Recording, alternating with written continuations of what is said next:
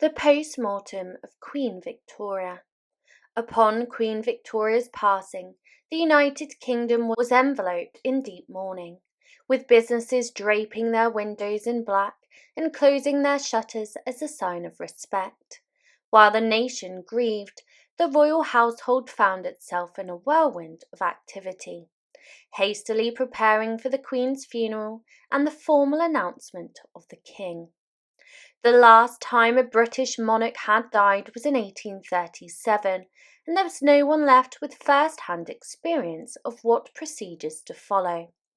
Sir Henry Ponsonby, the Queen's Equerry, later recounted how they spent the evening of the 22nd of January searching for records at what had been done following the deaths of King George IV and King William IV. They even turned to Queen Victoria's personal journals, in which she had recorded details about her own accession. Fortunately, in 1897, Queen Victoria had penned a 12-page document outlining precise instructions for her funeral, even making changes to the traditional ceremonies to reflect her personal preferences. Many of these modifications have since become standard in royal funerals.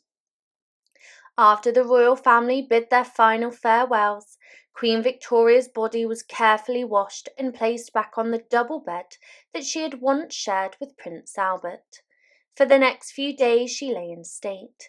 Lady Susan Reed, wife of Sir James Reed, was among the few permitted to see the Queen during this time.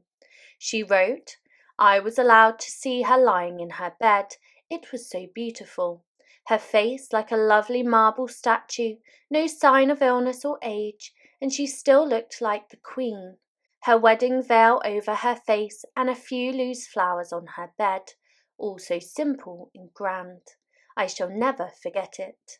The Queen's eldest grandchild, Kaiser Wilhelm II, wished to have a plaster death mask made of her face, but this was firmly opposed by Queen Alexandra and Victoria's daughters, who believed the Queen would not have approved.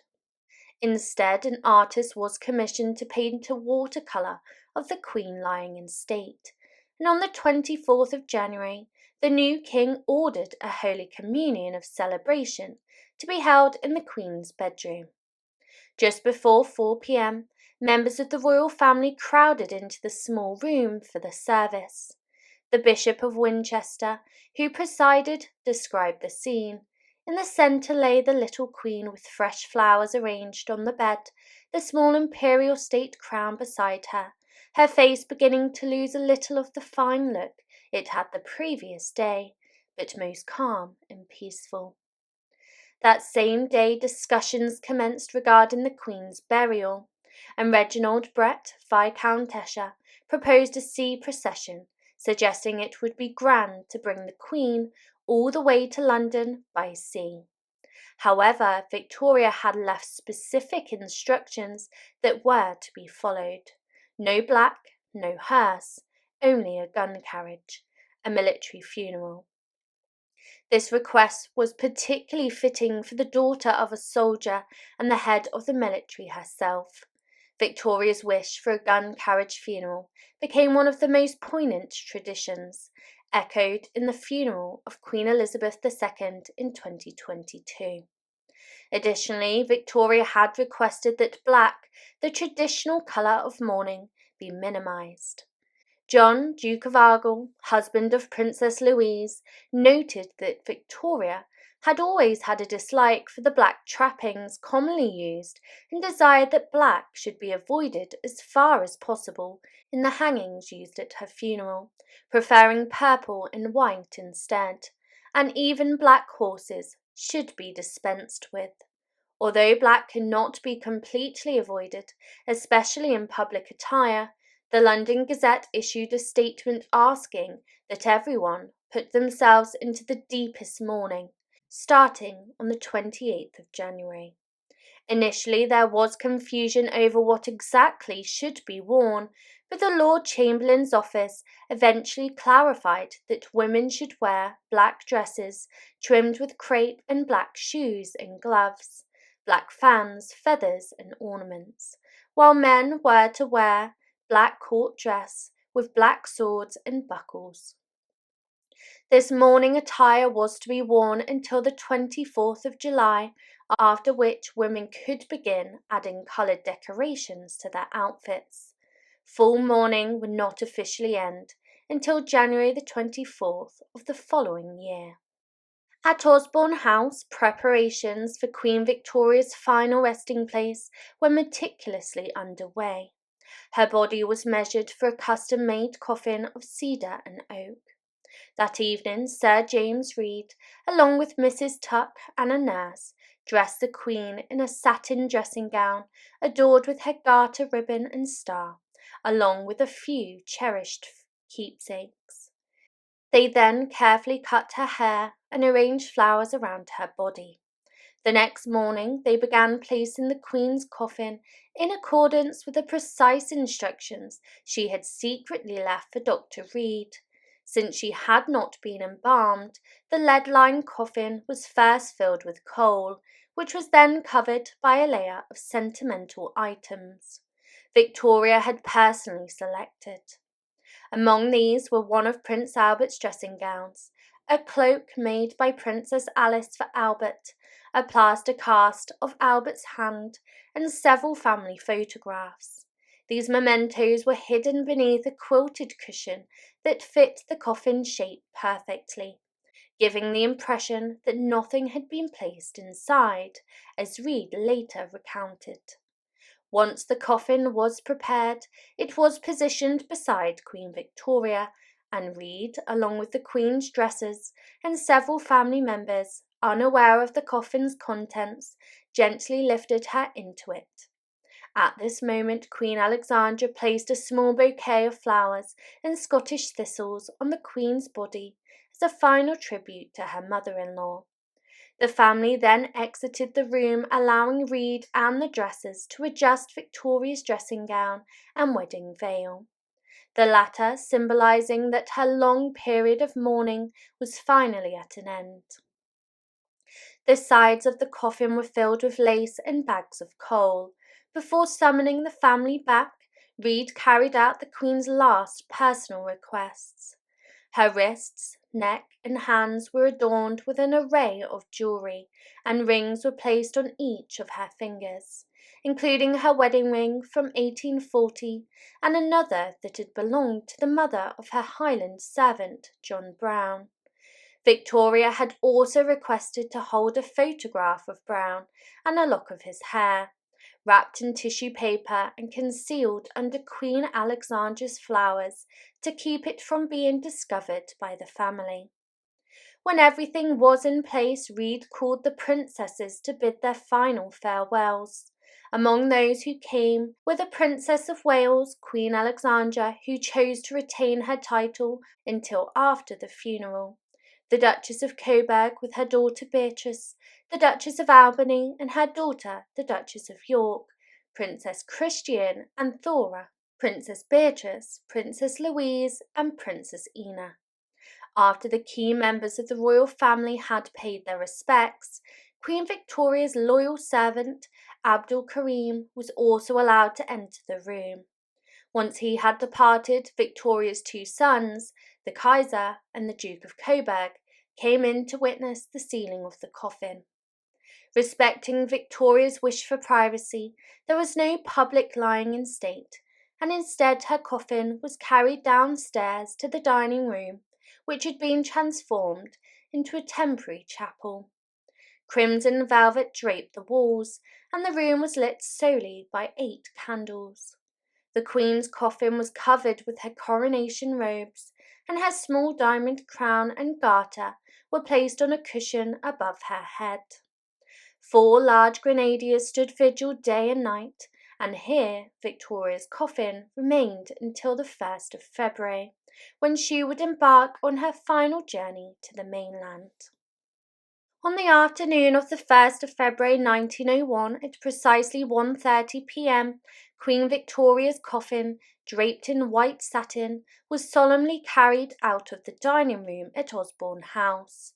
The coffin was brought to rest at the base of the staircase near the royal entrance as members of the royal family gathered to pay their respects. Sailors from the royal yacht, known as Blue Jackets, then lifted the coffin and placed it on a gun carriage. The sun shone brightly as the funeral procession began to take shape. Princes in uniform and princesses on foot formed up behind the gun carriage, which moved slowly down the grand avenue of ilex trees, their branches nearly touching above the wide road that led to the estate's entrance gate. As the cortege made its final departure from Osborne, it passed through streets lined with sombre crowds and headed towards the banks of the River Medina. There, Queen Victoria's coffin was transferred onto her yacht, the Alberta. From Portsmouth, the sounds of guns firing could be heard, signalling that the Queen's body was being honoured by the fleet. The journey across the water was a mix of beauty and sorrow, beneath a clear sky and over shimmering grey-blue waters. The minute guns and the sight of mourners clad in black on the shore served as a poignant reminder of the nation's loss. Cosmo Lang, Vicar of Portsea, later recalled the scene. The yacht was preceded by 6 torpedo destroyers, moving black and silent like dark messengers of death sent to summon the Queen. I shall never forget the booming of the great guns as the little ship with its precious cargo moved slowly down the lines. Due to the size of the procession, the various members of the royal party travelled on separate vessels. Sir James Reed and Sir Frederick Ponsonby were aboard the Osborne, while the King, Kaiser Wilhelm II, and other royals sailed on the Victoria and Albert. The journey was deliberately slow, and according to Dr. Reed, they didn't reach Portsmouth until 4:45. That night, the royal family and the Queen's coffin remained on board, awaiting the final leg of the journey. In the early hours of the 2nd of February, the royal family began their preparations for the journey to Windsor.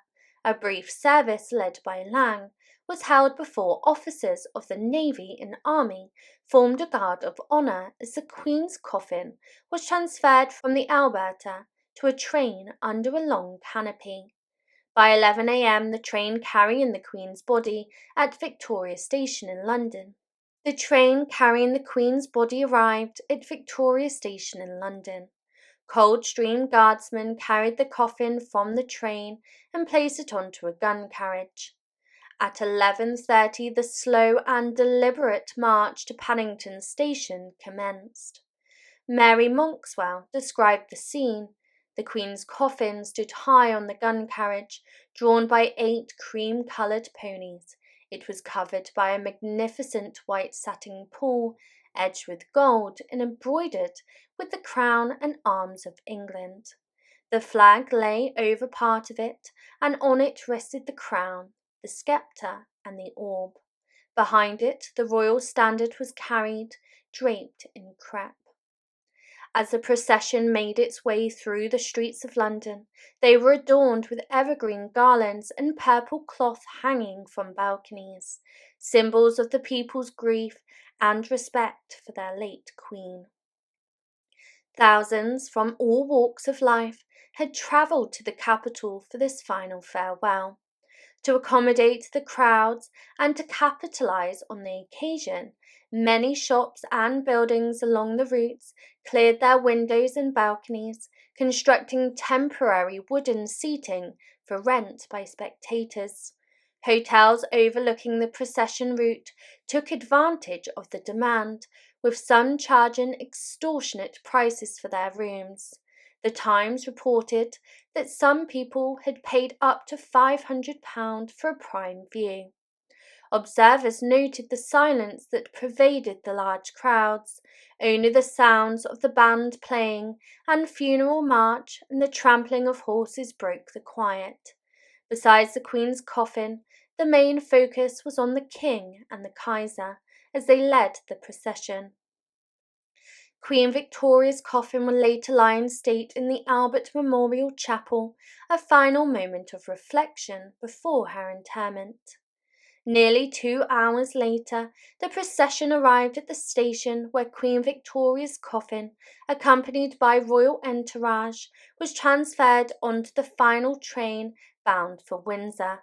Once the 8 carriages had arrived at their destination and everybody had taken their places, Sir Henry Ponsonby gave the signal for the procession to proceed. The solemn notes of the Dead March filled the air, despite the late Queen's well-known dislike for the piece. As the cortege began to move, an unforeseen issue arose. The horses attached to the gun carriage had been standing in the cold for an extended period of time, and due to a lack of command, walk march, from the lieutenant in charge, the horses at the rear set off prematurely. Struggling with the unexpectedly heavy load, the horses began to kick in the rear, causing the traces to snap and the gun carriage to come to an abrupt halt.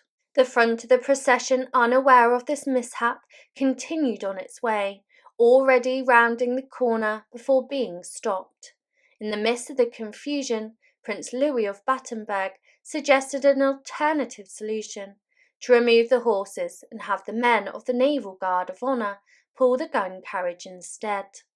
The King approved this plan, and what began as a quick improvisation has since evolved into a lasting tradition for royal funerals. Upon reaching St. George's Chapel, filled with royalty from across Europe, the Queen's coffin was carried up the steps and through the west doors. Edmund H. Fellows, a minor canon at St. George's Chapel, recorded: "The coffin was placed in the centre just outside the rails, and the princes and kings followed in rows of 3. After the service, all the foreign sovereigns, princes, and representatives gather at Windsor Castle for a stand-up buffet." For the next 2 days, Queen Victoria's coffin lay in state in the Albert Memorial Chapel at St. George's, guarded as vigilantly as it had been at Osborne House. On the 4th of February, the Queen's heavy coffin was once again moved, this time for the final leg of her journey. She was taken to Frogmore, where she was laid to rest beside her beloved Albert in the mausoleum that they had built together. A final memorial service marked the end of her long and storied reign.